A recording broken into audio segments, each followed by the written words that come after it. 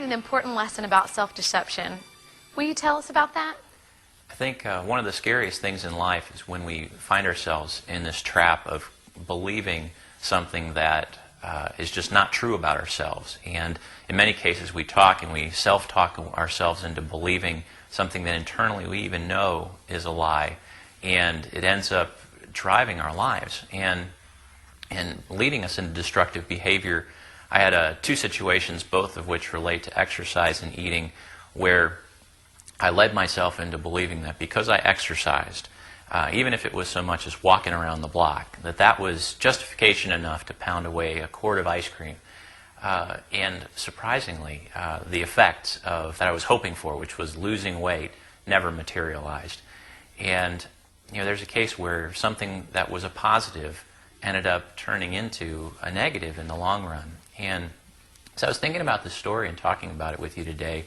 I thought about the lives of the Pharisees and how they got caught up in this lie of believing that somehow the law, if they lived it and worked it and believed it enough, that it would accrue to them righteousness. And there was some truth in that, but ultimately that lie led to a pretty tragic consequence down the road. When you were at Biola, you became heavily into weightlifting. Mm-hmm. Can you tell me about that time in your life? Sure.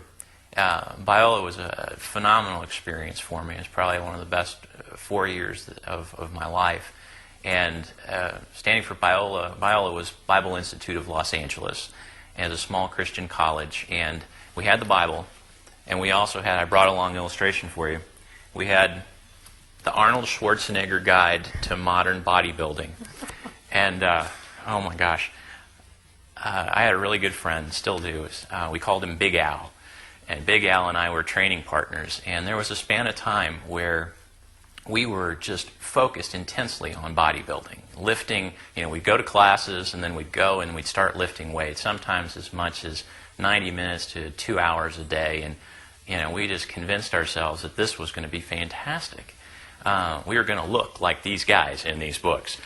And unfortunately, one of the other things that we would find ourselves doing is eating more than enough to compensate for any type of workout that we did. Because, of course, we had to fuel our body with the protein that we would need. Got to have protein if you're lifting weights. So the best illustration of this, and I remember it so vividly, we were at Al's house lifting weights, finished this intense workout session. It was now getting kind of late. We were starving. I was definitely, if you were imagining hunger scales back then, which I had no clue as to what a hunger scale was, I was at a 0. It was time to go get some food. And we went to the local Sizzler, and that was like the happening place on a Sunday night. And the reason we picked the Sizzler was because it was protein mecca. We could actually eat all-you-can-eat beef ribs. And not only did we eat the all-you-can-eat beef ribs, but we started eating the salad bars and the baked potatoes and just about everything else that they would feed us. And it got to a point where there was nobody left in the restaurant except Big Al and I, and none of the wait staff would even acknowledge us because they had brought us so many ribs. The best, we were thinking about it as we were driving home, that we had killed off at least one whole cow worth of ribs at that place. And we're piling into Al's little Sprint, and we're trying to drive back to school feeling completely disgusted with ourselves that we had eaten so much, but justified it because we had lifted. And unfortunately, the experience out of all of that was obviously the weightlifting stopped. I didn't make it to the Mr. Olympia contest.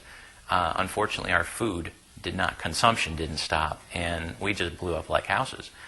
And occasionally we try to get back into working out, but unfortunately, there again, so it was hopefully going to be a good thing in terms of bodybuilding and weightlifting. Ended up convincing ourselves of this lie that we could just eat as much as we want, and we ended up gaining weight and not really improving our lives. Mm-hmm.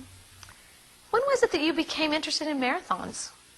My little sister, about, it was 15 years after Biola, so it was almost 3 years ago now, convinced me that it would be a good thing to run the Chicago Marathon. And this, I convinced myself, I was still frustrating, still struggling with weight, and just not really happy with how I looked. And I was convinced that if I could run a marathon, 26.2 miles, with all the training that goes into it, man, I would be lean and svelte. I would be sharp. I would finally shed these pounds. There's no way I could still be overweight and run a marathon. And, you would think that, I so vividly remember the Sizzler experience, so you'd think that that would somehow stick in my mind. But I started training, and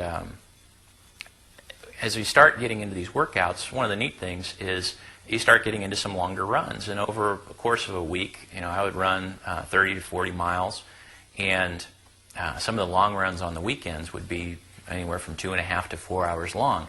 And one of the things that they would teach us to do is you have to carbo load before the run so you have energy. And I got to the point of telling myself, well, not only was it okay to carbo load before the run, but it was really kind of helpful to carbo load after the run, because you had to replace all that fuel you just lost, and you certainly would want to recover faster. And there was another case of just during the week, because I knew I was running more, it was clearly okay to have dessert with every meal. In fact, that was kind of a requirement, and something I really looked forward to. And sure enough, the Chicago Marathon came, and we ran the marathon, and we finished. Phenomenal experience. But as I sat back on the accomplishment, and all the emotions were gone, and I would, kind of not so much get on the scale, but put the same clothes on, I finished all that training. I ran a 26.2 mile marathon. I did not lose a single pound in all of that time. And I thought, gosh, how disappointing. I had put in all this work and effort, yet, again, because I convinced myself of this deception that I could eat whatever I want, that I would somehow gain what I was hoping for, and it just didn't happen.